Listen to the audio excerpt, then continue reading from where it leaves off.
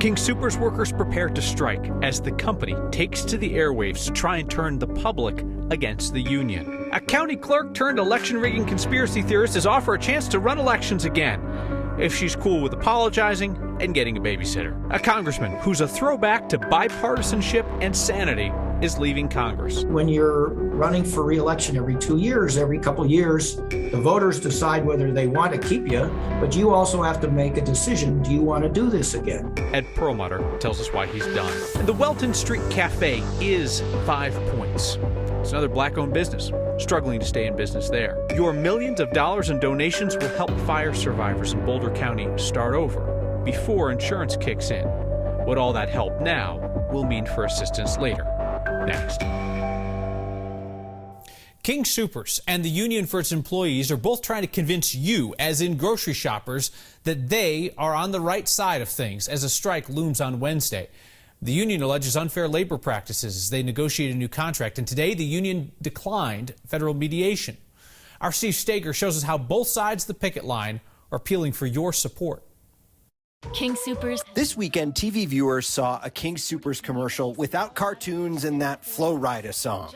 Paying an average wage of $18.29 per hour. It's a spot they've been airing since November, but Joe Kelly, the company's president, told me today they're airing it now to get a message to you. We do play that now during negotiations as well, just to set the record straight for the communities. There's absolutely no reason. Today, the union again accused King Soopers of unfair negotiating practices, saying local people aren't at the bargaining table. King Soopers says the union isn't there at all. We haven't heard from them. They haven't showed up for us to negotiate with them. We're willing to negotiate on anything. For the most part, both sides know that they have to be tried by the court of public opinion. Darren Dubersmith is a senior lecturer of marketing at MSU Denver. The company almost always loses. I think the odds are always stacked against the Goliath. Everybody likes the David. The onus is on King Soopers to really do an excellent job of presenting its case because the odds are stacked against them. How will they do it? Who are you trying to sway public opinion against here? Is it your associates? Who has the target on their back here? Yeah, I think the union right now. Jeffrey Zaks, a professor of economics at CU, says separating the workers from their union is a common strategy, but he believes the company will struggle. The vote in favor of the strikes was in the upper 90%. There were a couple of stores that looked like 100% of workers had voted for the strike. He says it's difficult to accuse one side of just wanting to strike. In the end, strikes are costly. Everybody's going to suffer. The employer and the employees, they're all going to get hurt by this. So I've got to believe that no one is taking this decision lightly. For Next, I'm Steve Steger. King Soopers is currently short 2,400 workers at its stores because of the Great Resignation and the impact of the pandemic. The union accused the company of using third-party services to fill vacant union jobs. King Soopers' president said they've only done that with cleaning services, and he says that's allowed under the current contract. It is clear that Colorado is piling up cases of COVID-19 right now, though it appears the less severe Omicron variant is not driving hospitalizations the way that previous variants did. Now, that said, with the sheer number of new cases, like 11,000 new cases in Colorado a day, double our previous case count in the pandemic, there are people who are getting really sick from COVID these days. The number of hospital patients diagnosed with COVID is up 235 people since last Monday to more than 1,400 patients. The unvaccinated minority of Coloradans still make up a clear majority of hospitalizations. We see that ratio shifting with Omicron. So hospitalizations used to be 82% unvaccinated, and now it's down to 69%. As a state, we are nearing a 30% test positivity rate. We're now at 28.5% of COVID tests coming back hot over the last 7 days. Again, this is just those official PCR tests. It's not the at-home tests. And it is by far the highest test positivity we have seen in the history of the pandemic. We haven't been under 5%, what's considered under control, since July. Mesa County's Republican clerk, Tina Peters, accused of helping to breach the security of her own elections office, could soon oversee elections in Mesa County again, if Clerk Peters is essentially willing to be under adult supervision. Peters was removed from her role as elections director last year. State and federal officials investigated whether she breached her own voting system to leak files to election rigging conspiracy theorists. Colorado's Democratic Secretary of State, Jenna Griswold, is offering Peters a deal to return to election duties. Peters would have a state-appointed supervisor who watches her every move and approves election decisions. And the Secretary of State, and Peters would have to publicly disavow the election rigging claims that she made without evidence. The claims that helped make her a star on the far right and celebrated by My Pillow guy Mike Lindell, who helped Clerk Peters flee Colorado at one point. She has 3 days to decide whether to take the deal. Colorado's Democratic Congressman Ed Perlmutter is respected by Republicans and Democrats alike for his hard work and decency, so you can imagine how out of place he must feel in Congress lately. Perlmutter announced today he won't run for re-election. He tells us he made the decision not to run right after Christmas. Thought he should hold off on the announcement, he said, because of the tattoo parlor shooting spree in Denver and Lakewood and then the Marshall fire. Perlmutter's represented Colorado's 7th District since 2006, so Jefferson County, Adams County, Arapahoe County. That district was redrawn last year by the Redistricting Commission, and it's now more competitive, but still solidly Democratic based on past elections. The 7th now includes parts of Broomfield, as well as parts of Lake County, Chaffee, Park, Teller, and Fremont counties. Perlmutter has not had a real race on his hands in several cycles. He insisted to us today that competition is not why he's heading for the exit. When I ran in 2006, the district had been represented by a Republican. It leaned slightly Republican, or it was even Steven. We won. We built it into kind of a Democratic district. In 2010, with the new census, all of Aurora, where I'd won every single precinct, was moved into the 6th congressional district. I picked up a much more conservative part of Adams County and Jefferson County, where it was even Steven again. We went ahead and we turned it into a Democratic district. Ed Perlmutter's reputation as a hard worker and a dedicated public servant went beyond politics and policy. And that's why you really had to scrape the bottom of the barrel to find somebody who couldn't muster a kind word about Perlmutter upon his retirement. Well wishes for political rivals leaving office are pretty customary in Colorado. Think back to Democratic Senator Ken Salazar saying of retiring Republican Senator Wayne Allard, he has served with honor and distinction and with an unyielding focus on what he thinks is best for our state. So plenty of political differences there, but, just class and decency all around. And then when Democrat Jason Crow beat Republican Mike Kaufman, ended Kaufman's congressional career while Crow praised Kaufman as a hard worker who served his country honorably. Having class doesn't cost a thing, so you have to be pretty cheap not to have any. Upon Perlmutter's retirement, the Colorado Republican Party put out a statement saying only that Perlmutter was going to get beat and they'd replace him with someone better. The Colorado Republican Party does not need to adopt Ed Perlmutter's politics, but perhaps he could lend them a little class. About an hour ago, CDOT started a new phase of the I-70 revamp, which I mention only in a shameless attempt to bring back a next classic. Roll it. Is the A-line working today? We ask as if this is 2017. The train usually works, but today, dear viewer, the answer is sort of. Stormwater work on I-70 is going to impact the A-line schedule. No fault of the train, but it's canceling some trips and having the train running every 30 minutes tonight. A-line will be back on its regular schedule tomorrow. If you've been around for a while, you know we made a lot of fun when that A-line opened and was getting stuck on overpasses and such. But RTD got its poop in a group, and that train is just a reliable delight these days, so we rarely get to roll that video. Today marks the end of your micro-giving campaign to support the Boulder County Wildfire Fund. You are absolutely still welcome to give to help our neighbors, and there is nothing micro about raising $2.1 million to support the Coloradans who lost homes in the Marshall Fire. That overall fund is moving $5 million out the door right now to meet their immediate needs. And the nonprofit Community Foundation Boulder County is going to be there for the long haul as more issues come up. So we're going to leave this Word of Thanks campaign online at the same link if you'd like to give. And coming up this Wednesday, I'll have a fresh idea of how together we can make a difference for the thousands of people impacted by that fire.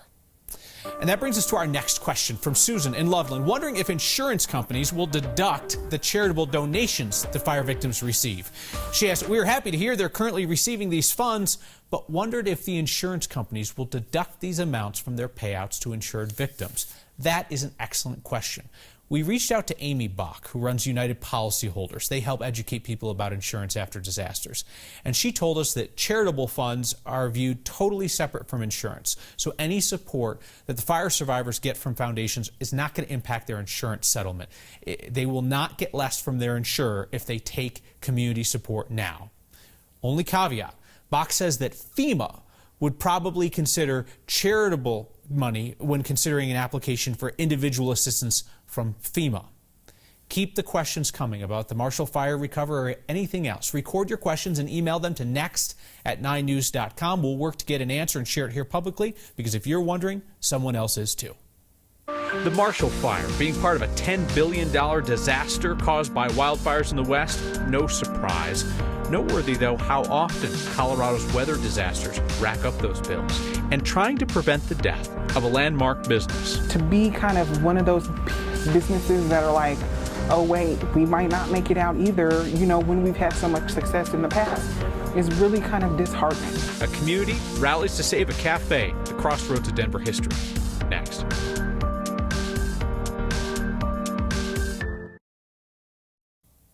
Plans to finish DIA's Great Hall project are going to take a great amount of money. Denver City Council's voting tonight on whether to approve almost $1.3 billion for the project. Perhaps you're familiar with the debacle. It was supposed to be done by now, but DIA fired the first contractor because they were over budget and behind. The airport then scaled back the plans for the money they had, but you know, now they just want more money. The extra $1 billion would be used to move TSA security to the upper level, expand the ticketing and check-in areas, and clean up baggage claim. We'll let you know on Council's vote if it comes down during the course of this newscast.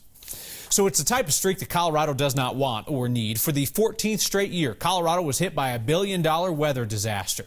Last year's came in just before the year ended. You know what I'm talking about. National Oceanic and Atmospheric Administration put out its list of $1 billion disasters, and it includes the Marshall Fire as a big chunk of a larger western wildfire disaster in 2021. According to NOAA, the year's western wildfires altogether led to more than $10 billion in damage. Marshall Fire burned more than 1,000 structures and damaged more than 100 others as it went through Louisville and Superior and unincorporated Boulder County on December 30th. We don't know the total cost at this point, but it is a near lock to go down as Colorado's costliest wildfire on record.